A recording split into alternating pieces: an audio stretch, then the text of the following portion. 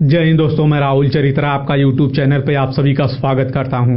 आज हम लोग बात करेंगे स्वामी विवेकानंद के द्वारा लिखी गई एक प्रसिद्ध बुक कर्म योग के बारे में, जो स्वामी जी के द्वारा दिए गए लेक्चर्स का कलेक्शन है। स्वामी जी ने अमेरिका में 2.5 साल बिताए।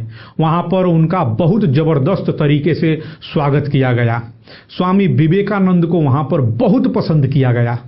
उनके जितने भी स्टूडेंट थे सभी लोगों ने पैसा मिलाकर एक मकान या भवन को किराए पर लिया, जहां पर रोजाना स्वामी जी फ्री में लेक्चर देते थे।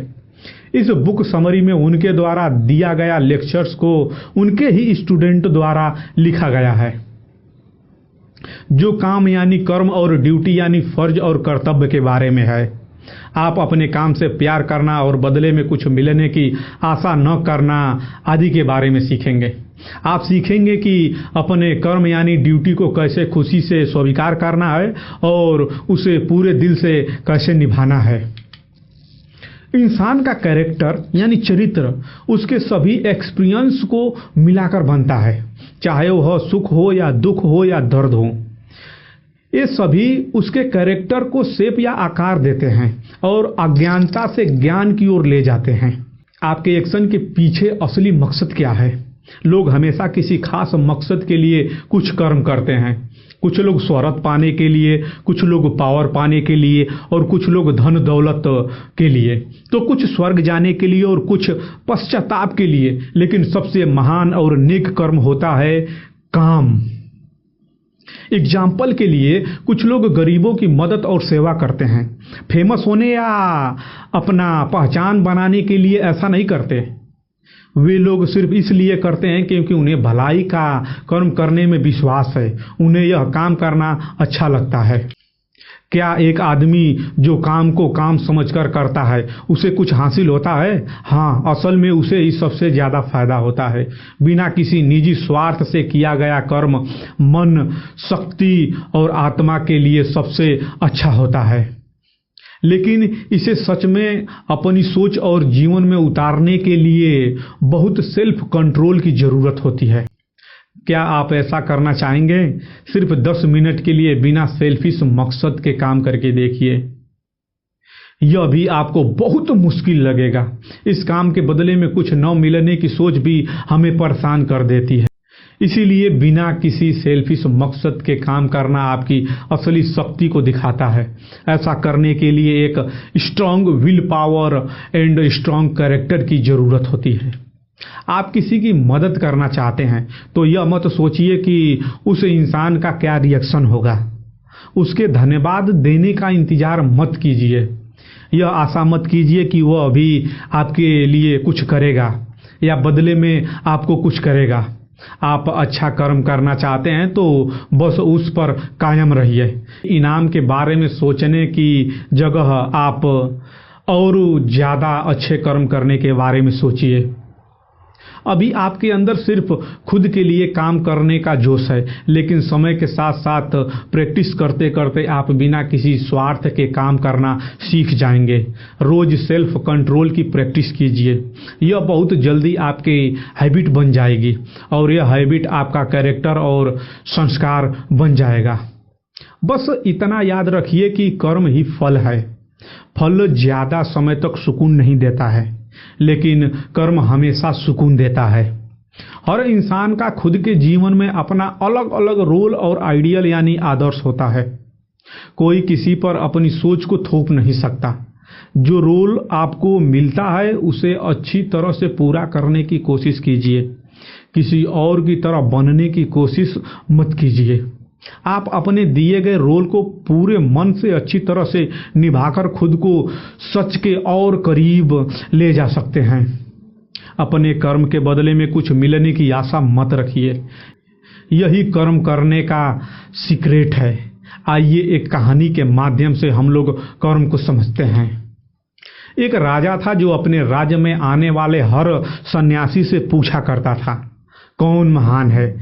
एक सन्यासी जो दुनिया को त्याग दिया है या वह जो घर बार संभालने वाला आदमी जो समाज में रहकर अपने कर्मों को पूरा करता है? कुछ ज्ञानी लोगों ने कहा सन्यासी ज्यादा महान है। कुछ लोगों ने कहा घर बार संभालने वाला आदमी ज्यादा महान है। राजा ने इसका सबूत मांगा।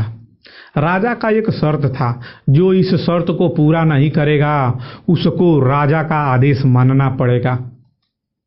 आदेश था शादी करके घर बसाना होगा। फिर एक कम उम्र का नौजवान सन्यासी आया। उसने कहा घर बार वाला आदमी और सन्यासी दोनों ही महान है, दोनों अपनी अपनी जगह महान हैं। राजा ने कहा साबित करो।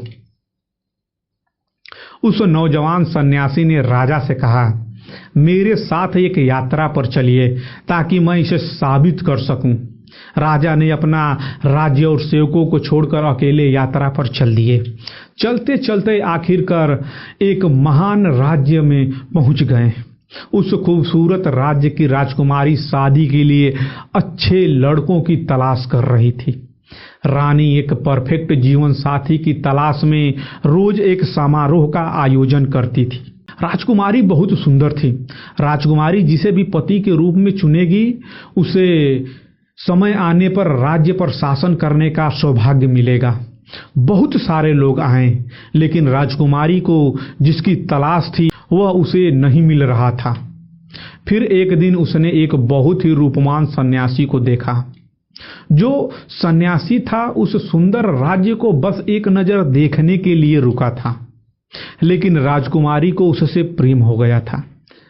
रानी राज सिंहासन से उतरकर उस सन्यासी के गले में माला डाल दी, जिसका मतलब कि उसने सन्यासी को अपना पति चुन लिया। वे सन्यासी हक्का बक्का रह गया। उसने माला उतारकर फेंक दी। उसने कहा यह सब क्या बकवास है। क्या आपको दिखाई नहीं देता मैं एक सन्यासी हूँ? मेरे लिए इन सब का कोई मतलब नहीं है। उस राज्य का मंत्री ने कहा आप रानी से शादी करते हैं तो पूरे राज्य पर आपका शासन होगा। सन्यासी को इस बात का कोई असर नहीं हुआ। वह वहां से तुरंत भागने लगा और भागते भागते जंगल की ओर चला गया। लेकिन राजकुमारी इस बात को स्वीकार नहीं कर पाई। रानी पर बस प्रेम का भूत सवार था। रानी ने कही अगर मेरी इस आदमी से शादी नहीं हुई तो मैं मर जाऊंगी, और वह उस सन्यासी के पीछे भागने लगी जो जंगल में भाग गया था। इधर राजा और सन्यासी जो इस राज्य में आए थे सब कुछ बड़े ध्यान से देख रहे थे। उन्होंने राजकुमारी और उस सन्यासी का पीछा करना शुरू किया। जो सन्यासी था वह जंगल का रास्ता जानता था। वह बड़ी तेजी से उस राज्य से बाहर निकल गया और अपनी यात्रा पर आगे बढ़ गया। राजकुमारी ने हर जगह देखा, लेकिन वह सन्यासी कहीं नजर नहीं आया। रानी बहुत थक गई थी और एक पेड़ के नीचे बैठकर उसके याद में रोने लगी। रानी रास्ता भटक चुकी थी और कुछ समझ में नहीं आ रहा था कि वह क्या करे। राजा और सन्यासी उसके पास गए और उस रानी की मदद करने का वादा किया, लेकिन बहुत अंधेरा हो चुका था। इसीलिए वे तीनों सुबह होने पर ही उस जंगल से बाहर निकल सकते थे। इसीलिए वे तीनों उस एक बड़े पेड़ के नीचे आराम करने के लिए बैठ गए। इस पेड़ पर एक नीले रंग का पक्षी अपनी बीबी और 3 बच्चों के साथ रहता था। उस पक्षी ने अपने घोंसले से झांककर नीचे देखा और अपनी बीबी से कहा, सुनो, अब हम क्या करेंगे? हमारे यहाँ मेहमान आए हैं और इस कड़ाके के ठंड में उनके पास आग जलाने का कोई सामान नहीं है और वे लोग ठंड से ठिठुर रहे हैं। यह सब देखने के बाद पक्षी उड़ा और अपने चोंच में एक जलती हुई डाल या टहनी को उठाकर मेहमान के सामने रख दिया। तीनों राजा, सन्यासी और राजकुमारी ने और लकड़ियां इकट्ठा करके आग जला लिया, लेकिन अभी भी वो पंछी चिंतित था। उसने अपनी बीवी से कहा, अब हम क्या करेंगे? हमारे पास उन्हें देने के लिए भोजन नहीं है। उन्हें बहुत भूख लगी होगी। फिर उस पंछी ने जो किया उसकी कल्पना भी नहीं कर सकते। उसने खुद को ही उनके सामने पेश कर दिया और आग में कूद गया। तीनों ने उसे बचाने की बहुत कोशिश की। अब उसकी बीवी ने सोचा, यहाँ तो 3 मेहमान हैं और सिर्फ एक पंछी काफी नहीं है। उसने सोचा अपने पति की मदद करना और उसकी ड्यूटी यानी कर्म करना मेरा भी अधिकार है, और उसने भी आग में छलांग लगा दी। उसके बाद उनके बच्चे भी यह सब देख रहे थे। वे भी सोचे कि हमें भी अपने माता पिता की तरह अपना कर्म या ड्यूटी करना चाहिए, और वो भी तीनों आग में कूद गए। लेकिन राजा और सन्यासी राजकुमारी का मन नहीं माना। वो भी भौचक्के होकर ये सब देख रहे थे कि इन पक्षियों ने क्या किया। उन तीनों की भूख मर चुकी थी। वे तीनों बस सुबह होने का इंतजार करने लगे। सुबह की पहली किरण के साथ ही उन दोनों ने सबसे पहले राजकुमारी को उसके राज्य में छोड़ा। अब उस सन्यासी ने राजा को समझाया, हे राजन, आज आपने एक बहुत अच्छा सबक सीखा है। हर इंसान अपनी अपनी जगह पर महान होता है। एक की ड्यूटी किसी दूसरे को देने की जरूरत नहीं है। अगर आप दुनिया में रहना चाहते हैं तो आपको उन पक्षियों की तरह होना चाहिए। वह दूसरे की सेवा करने के लिए खुद का बलिदान करने के लिए भी तैयार थे। अगर आप इसी तरह दुनिया के मोह को छोड़ना चाहते हैं तो आपको उस सन्यासी की तरह होना चाहिए। एक सुंदर लड़की और इतने धनवान राज्य का राजा बनने का सुख भी उसे नहीं ललचा पाया। अपनी ड्यूटी को पूरे मन से कीजिए, तब आप शांति और सुकून से जी पाएंगे।